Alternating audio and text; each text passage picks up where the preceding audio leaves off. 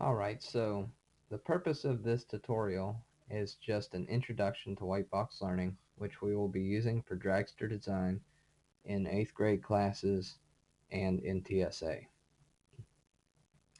First of all, you want to go to Classroom. I have a link to WhiteBox Learning. I have our class ID here, and also if you click on WhiteBox Learning dragster design here, inside you will find a student ID which is specific to each of you. So make sure you have those. I figured putting it on here, that way you have access to it anywhere, and if you forget it, it's there. So knowing that or having copied that, we can go to WhiteBox Learning, click here, or I already have it open.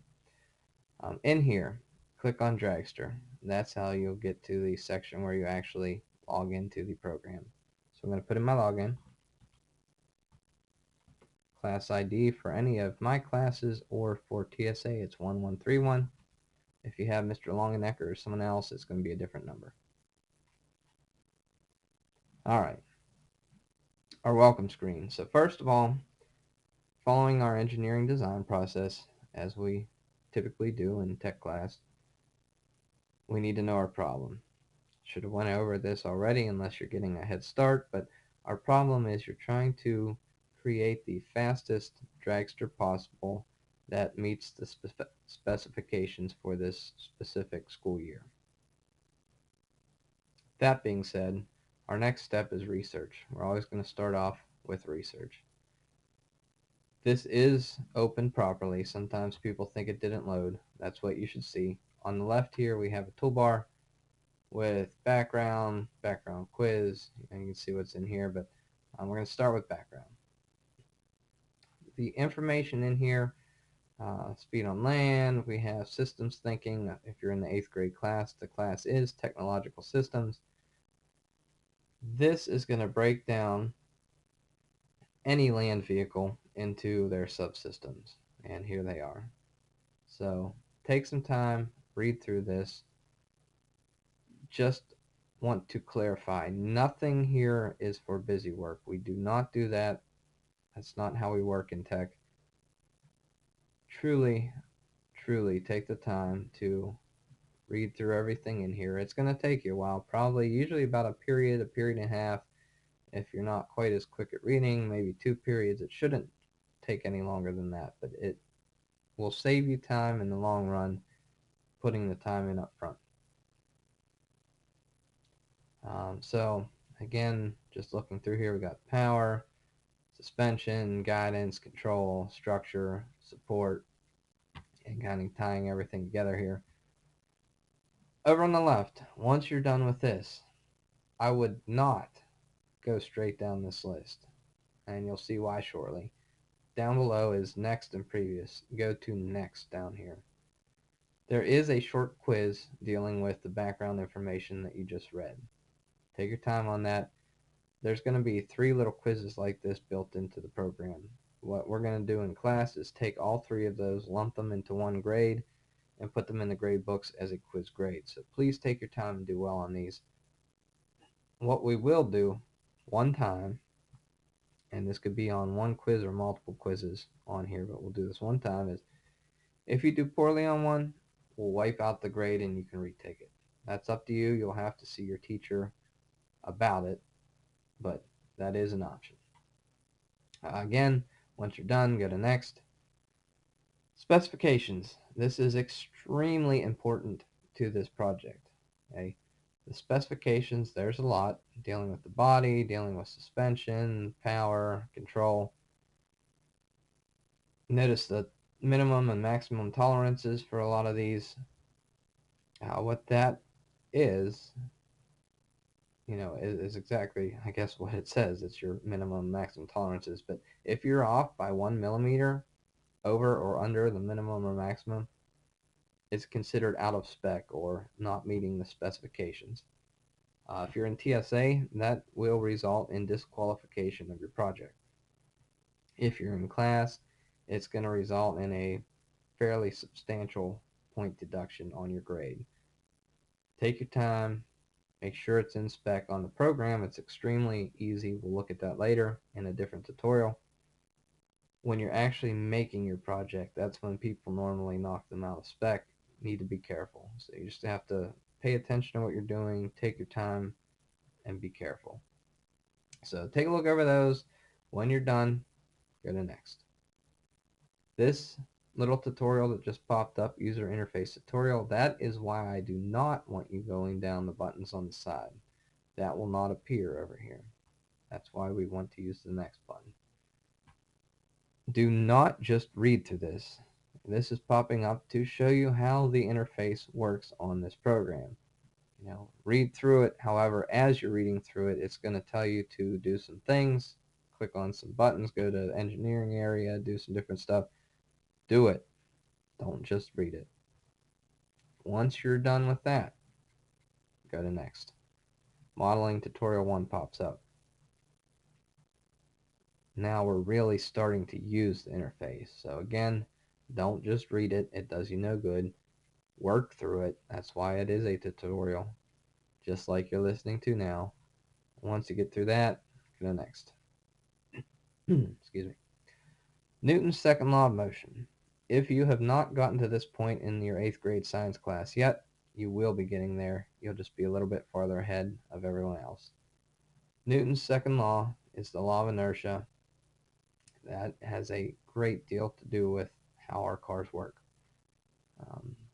I'll let you read through this and figure it out. However, basically, force is basically a constant because we're using a CO2 cartridge. We want a fast acceleration. The one variable here that we can change is mass. Mass will have a lot to do with initially how well your car actually does. So just so you know, take some time, read through this. This graph down here in the bottom left, there will be some questions coming up next dealing with that. The questions, just reading the graph, nothing more to it. Once you're done with that, down here next, mass, like I mentioned, extremely important. There's a lot more to it than just acceleration here, though.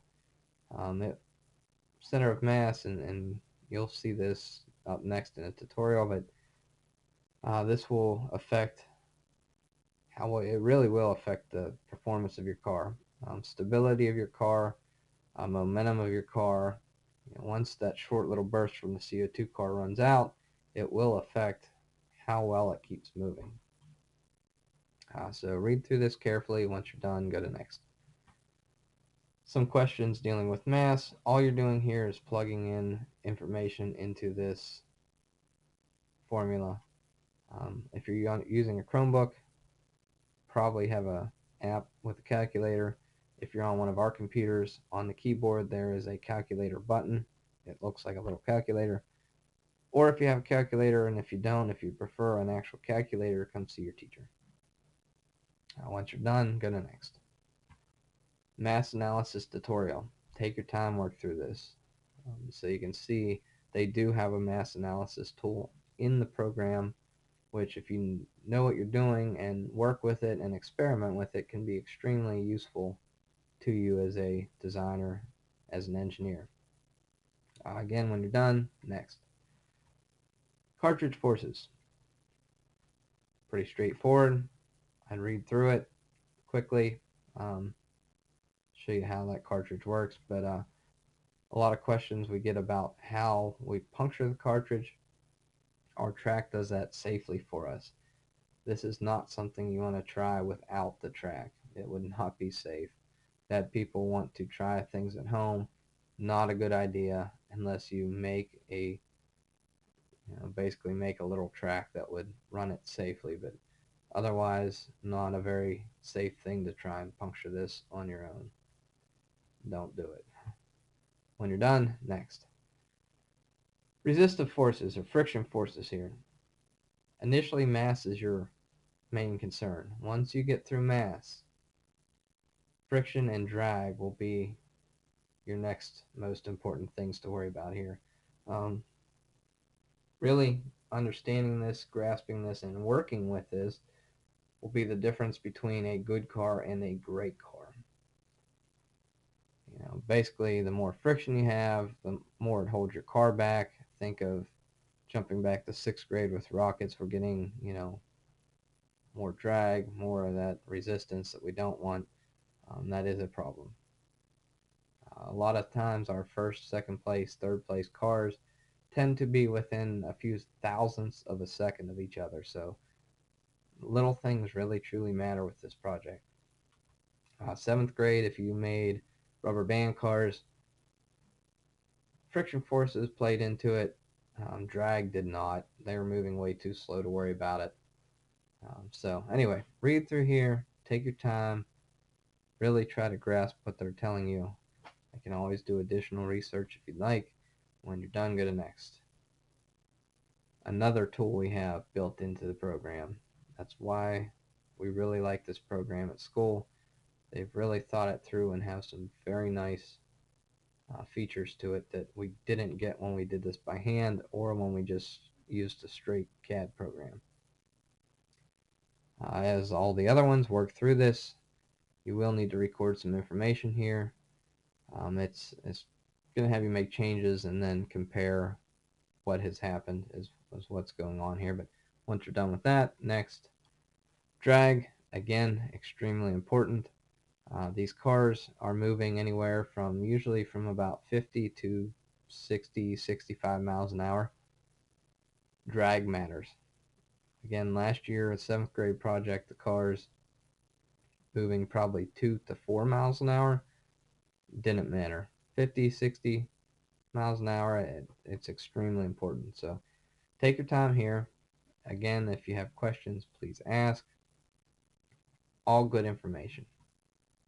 When you're done, next. Putting it all together, just a quick summary here. When you're done with that, next again. Last tutorial, modeling tutorial 2. Again, as always, take your time and work through this. This will actually help you start you sketching an actual car here. It'll show you what the specific buttons do, how you lay out your profiles, what the profiles do. When people skip these steps and start straight into it, I get lots of unnecessary questions where they should know the answers. Don't be that person. Take the time, put it into it now. It will pay off in the end. Spending 1 to 2 periods going through the research will save you a lot of time and headache later on. Must take time and do your research.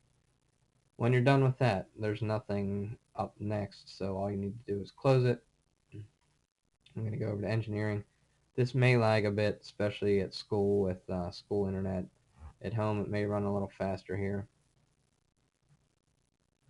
And we're in the working area. You should have already seen, what all these buttons do. You should already know about outputs and the options down here in the lower right. But everything else, if you have questions specific to this area, see the other tutorials on our webpage.